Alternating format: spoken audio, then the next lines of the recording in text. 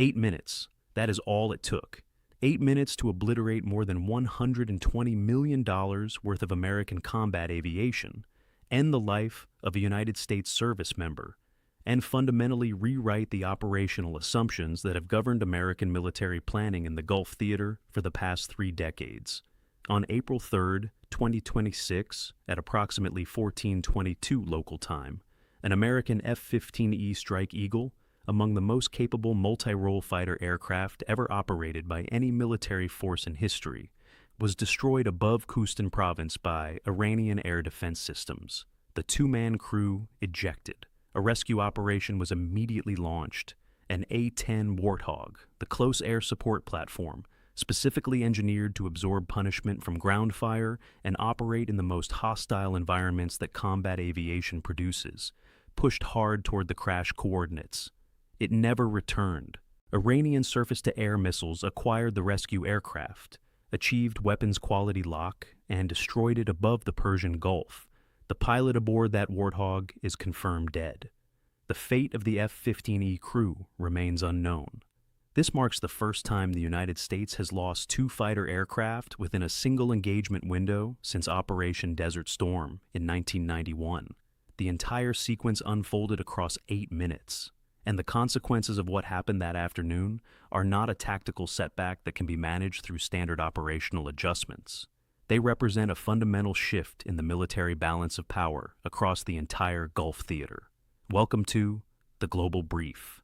What follows is a precise accounting of which Iranian systems executed this double kill, why the rescue sortie became a fatal ambush rather than a successful extraction, and what losing 2 aircraft in 8 minutes to a sanctioned regional power means for the American campaign that has been running for 5 weeks. The F-15E Strike Eagle is not an expendable asset. The base unit cost sits around $31 million per airframe. Once you add the avionics suites, weapon systems integration, radar packages, and the cumulative training investment required to produce a fully qualified 2-man crew, the total loss figure approaches $50 million per aircraft. This is a 4th-generation multi-role combat platform, capable of executing both air-to-air engagements and precision ground strikes. It operates at speeds exceeding Mach 2. It hauls up to 23,000 pounds of ordnance. It carries some of the most sophisticated electronic warfare technology in the American military inventory. It was specifically engineered to penetrate adversary airspace, neutralize surface-to-air threats, and survive in contested environments. On April 3rd, it accomplished none of those things. The aircraft was participating in Operation Epic Fury, the joint campaign that has been systematically striking Iranian military installations for 5 weeks. The F-15E was in all likelihood either executing a strike package delivery or providing escort cover for bombers penetrating deeper into Iranian territory. Iranian state media broadcast news of the shootdown almost immediately, claiming the aircraft was destroyed above Khoustan province, the petroleum-rich corridor bordering Iraq that has functioned as a primary combat zone throughout this conflict. The Iranian Revolutionary Guard Corps attributed the kill to domestically manufactured air defense platforms. And this is where the analysis becomes genuinely alarming.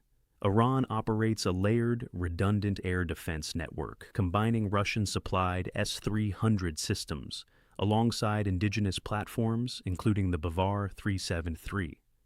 Iran's own answer to the S-300 family was publicly unveiled in 2019. The Bavar 373 carries a claimed engagement radius of 300 kilometers and possesses the simultaneous tracking capacity for up to 100 airborne targets while engaging 6 concurrently.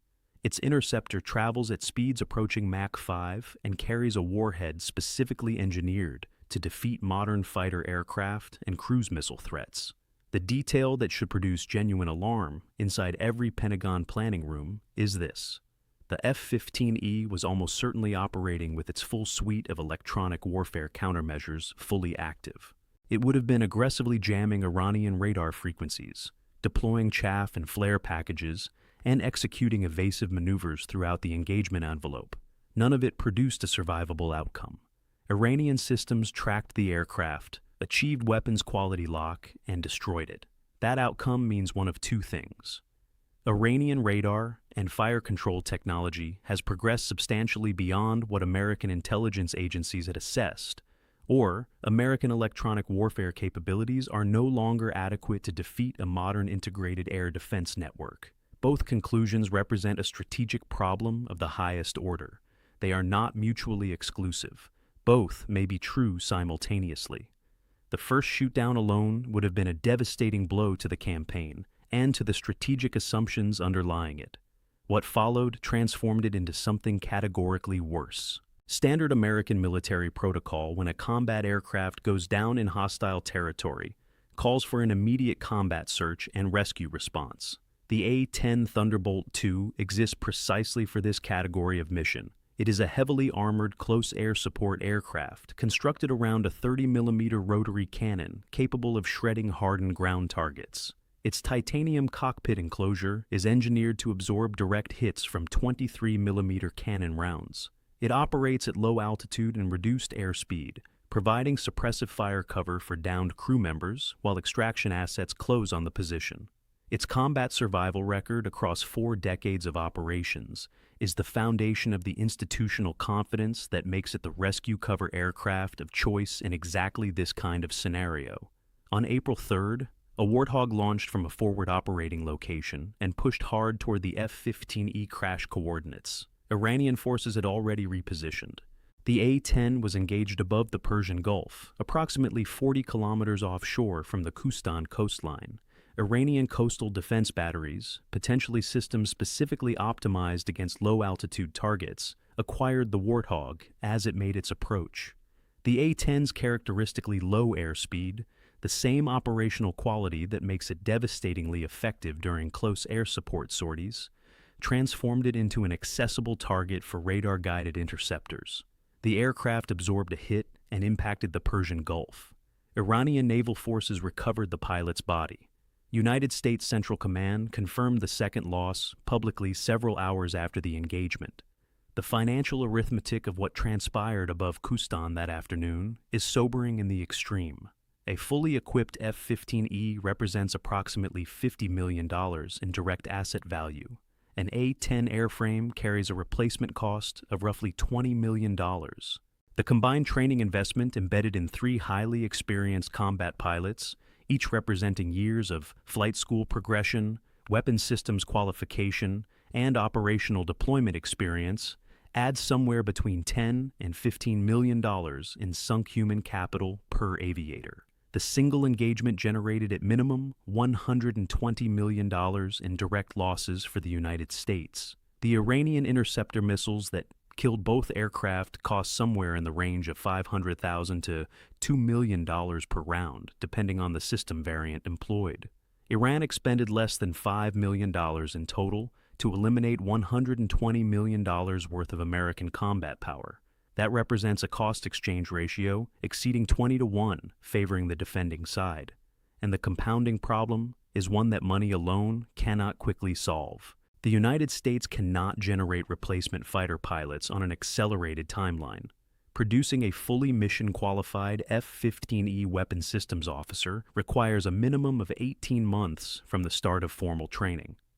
Replacing the airframes requires industrial production scheduling, budget authorization cycles, and congressional appropriations processes that operate on timelines measured in years rather than weeks. Iran, by contrast, manufactures its interceptor missiles domestically at a production rate that American intelligence estimates at more than 100 rounds per month. The strategic arithmetic of flying $50 million combat aircraft into the engagement envelopes of $2 million missiles does not favor the side with the more expensive inventory. It cannot, regardless of how capable the more expensive platform is, because the exchange ratio is simply not sustainable at scale over time. But the financial imbalance, as punishing as it is, represents the lesser dimension of the damage inflicted on April 3rd.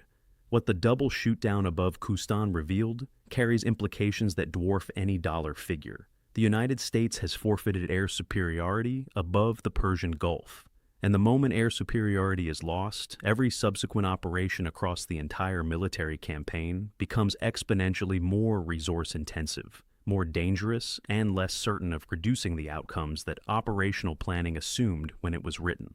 Since Desert Storm in 1991, American military doctrine has been constructed upon a foundational assumption that U.S. forces will dominate the airspace above any battlefield they engage.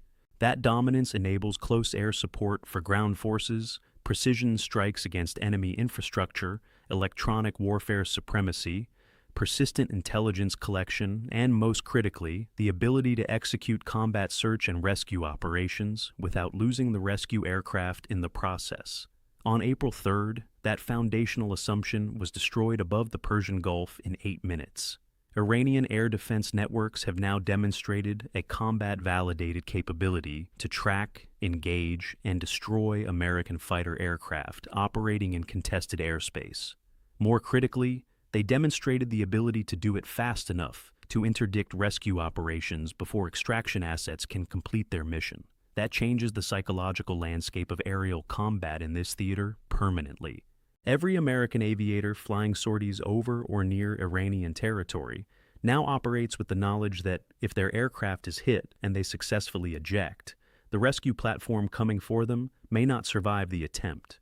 That shift in psychological calculus cascades through every level of the air campaign. Mission planning grows more conservative. Risk tolerance contracts. Operational tempo decelerates across the board. And this deterioration is occurring at the worst possible moment for the stated objectives of Operation Epic Fury. The campaign has been running for 5 weeks. American strike sorties have engaged more than 2,000 targets across Iranian territory. The stated objective, according to White House communications, was to degrade Iranian military capacity to the point where the regime either disintegrates internally or seeks negotiated terms. 5 weeks into the campaign, the Iranian government remains operational. The supreme leader's succession structure is actively consolidating. Iranian missile strikes continue reaching targets throughout the Gulf region, and now Iranian air defenses are demonstrating the capacity to destroy American aircraft at a rate that challenges the replacement of qualified crews. The Pentagon confronts a dilemma it has not faced in a generation. How does the world's most technologically advanced air force sustain an aerial campaign when the adversary's air defense architecture is not only intact, but actively improving and producing confirmed kills against frontline American aircraft? The historical answer to that problem has been numerical saturation, deploying aircraft in volumes large enough that even elevated attrition rates cannot stop the mission from proceeding. The contemporary United States Air Force does not possess the numerical inventory to execute that strategy at the scale this conflict requires. Across all variants, the Air Force operates roughly 450 F-15 airframes. Losing even a dozen aircraft to combat action constitutes a meaningful degradation of total capability. Iran, meanwhile, fields thousands of surface-to-air missiles distributed across hardened fixed installations, road mobile launchers, and coastal defense batteries that are exceptionally difficult to locate, target, and permanently suppress. The strategic picture darkens further when you account for simultaneous commitments elsewhere. The United States is concurrently providing equipment and intelligence support to Ukraine, maintaining full combat readiness posture for potential contingencies in the Pacific, and now prosecuting a full-scale air campaign against Iran. American defense industrial production capacity cannot match current consumption rates across all 3 demand streams simultaneously. Missile inventories are drawing down. Aircraft maintenance backlogs are expanding. Experienced pilot retention rates are declining as combat veterans calculate personal risk and elect to separate from the service rather than continue flying missions into threat environments that have just demonstrated they can produce confirmed kills against the aircraft those pilots fly. The IRGC understood this clearly and moved aggressively to exploit the information environment around April 3rd. Footage of the F-15E wreckage was released to state media within hours of the engagement and broadcast nationally as documented proof that American air power carries genuine vulnerability. The IRGC published precise crash site coordinates and extended an open invitation to international observers to independently verify the kill claim.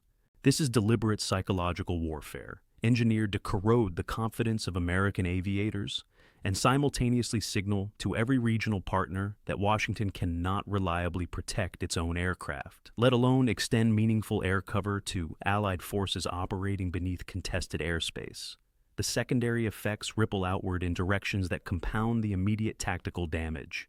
Every Gulf state currently hosting American military installations is quietly recalculating the strategic value of that relationship against the risk exposure it now represents.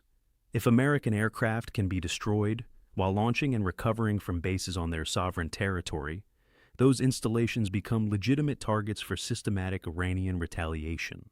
Saudi Arabia, the United Arab Emirates, Kuwait, and Qatar are all watching American combat aircraft falling from the sky and privately reassessing whether their alignment with Washington is sustainable against the level of demonstrated Iranian capability that April 3rd confirmed.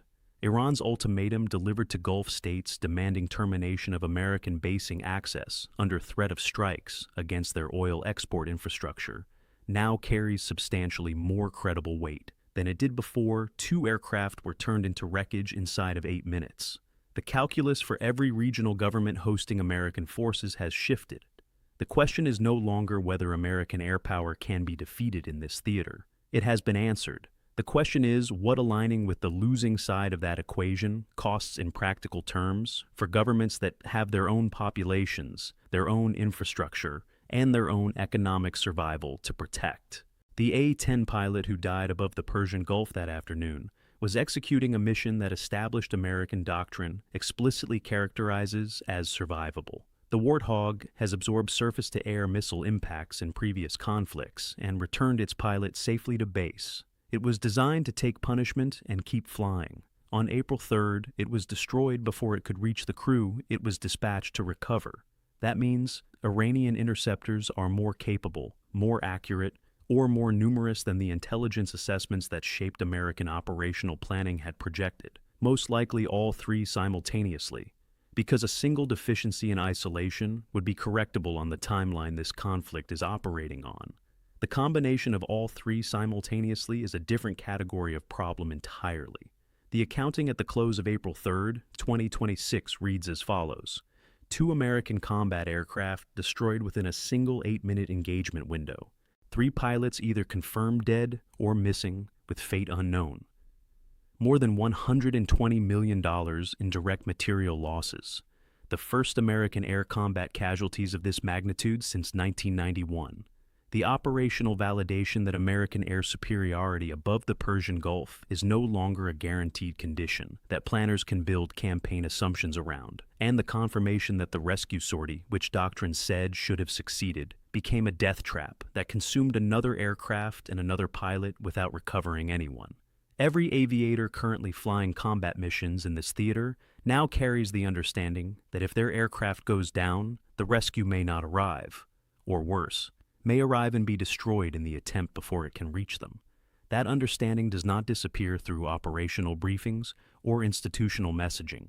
It is present in every mission planning session, every takeoff roll, every penetration of Iranian airspace from this point forward. It changes how pilots think, how they fly, how much risk they are willing to accept on any given sortie, and how the commanders responsible for mission planning calculate what they can realistically ask their crews to do. This is not a war the United States is winning in the air. This is a war in which the most technologically sophisticated Air Force ever assembled just lost 2 combat aircraft in 8 minutes to a regional power that has operated under comprehensive international sanctions for 4 consecutive decades. Iran expended less than $5 million to erase $120 million in American combat power, killed at least 1 pilot, and demonstrated to every military planner and every regional government watching that the foundational assumption of American air dominance in the Gulf theater is no longer operational reality. The question that no one inside the Washington policy apparatus is prepared to answer publicly is the one that defines everything that follows. If Iran can execute this on day 35 of the conflict, what does day 70 look like? What does the exchange ratio look like when it compounds across another 5 weeks of sorties into an air defense network that just proved it can do what American planning said it could not? What does American air power in the Gulf theater look like when the pilots who have been flying these missions have watched 2 of their aircraft destroyed in 8 minutes and carry the knowledge that the rescue coming for them, if they go down, may not come back either. The intelligence failure dimension of April 3rd deserves specific and sustained analytical attention because it is the dimension that most directly shapes what happens next. American strike planning for Operation Epic Fury was built on an assessment of Iranian air defense capability that April 3rd demonstrated was incorrect in ways that matter at the operational level. The assessment underestimated either the technical performance of Iranian systems, the integration sophistication of the Iranian air defense network, the training and readiness of Iranian operators, or some combination of all 3. Identifying which dimension of the assessment was most wrong is the analytical work that American intelligence agencies are engaged in right now, because the answer determines what adjustments to mission planning, approach profiles, electronic warfare support, and strike package composition are required to reduce the probability of additional losses. The problem with conducting that analytical work on an accelerated timeline under operational pressure is that the data available for analysis is limited. The F-15E's flight data recorder, if recovered, would provide precise information about the engagement sequence, what the crew detected, what countermeasures they employed, at what point the missile achieved lock, and how the terminal phase of the intercept unfolded. That recorder is currently at the bottom of the Persian Gulf or in Iranian custody, and neither location makes it available to American analysts. The A-10's engagement data is similarly inaccessible. American intelligence agencies are therefore working from external sensor data, signals intelligence collected during the engagement window, and whatever information the surviving members of the strike package observed and reported during the debrief that followed. That is a substantially thinner data set than the engagement deserves, and the analytical conclusions drawn from it carry a higher uncertainty margin than the operational decisions being made on the basis of those conclusions should ideally accept. This uncertainty compounds the strategic problem. American commanders need to continue flying missions because the campaign objectives have not been achieved and the political commitment to the campaign remains in place. But they need to fly those missions with a revised understanding of the threat environment that is necessarily incomplete because the data that would make it complete is unavailable. That means the operational adjustments being made to reduce the risk of additional losses are adjustments made with imperfect information about the threat those adjustments are designed to counter. The probability that those adjustments are fully adequate is lower than it would be if the engagement data were available and analyzable. The probability that additional losses follow is correspondingly higher than American planners would accept under less constrained analytical conditions. The Iranian leadership understands this distinction precisely and has calibrated its information campaign around it. The decision to release wreckage footage, publish crash coordinates, and invite independent verification was not made to satisfy journalistic curiosity. It was made to ensure that the demonstrated capability is as visible as possible to every audience whose calculations matter: the Gulf state governments, the broader regional population, the Iranian domestic audience, and the international community observing the conflict from outside the immediate theater. Each of those audiences takes something different from the footage of an American F-15E burning on Iranian soil and an A-10 impacting the Persian Gulf, and each of those takeaways serves Iranian strategic interests in ways that the military engagement alone would not produce without the information campaign layered on top of it. At the Global Brief, the analytical work of tracking what April 3rd means for every subsequent development in this conflict, the operational adjustments, the diplomatic recalibrations, the domestic political consequences in Washington, the strategic calculations in Tehran, and the trajectory of a campaign that has now entered a phase its planners did not fully anticipate, continues. 8 minutes above Khuzestan province changed the operational reality of this conflict in ways that will be visible in every development that follows. The question is not whether those changes matter. They manifestly do. The question is how the actors on all sides respond to a reality that April 3rd made impossible to deny.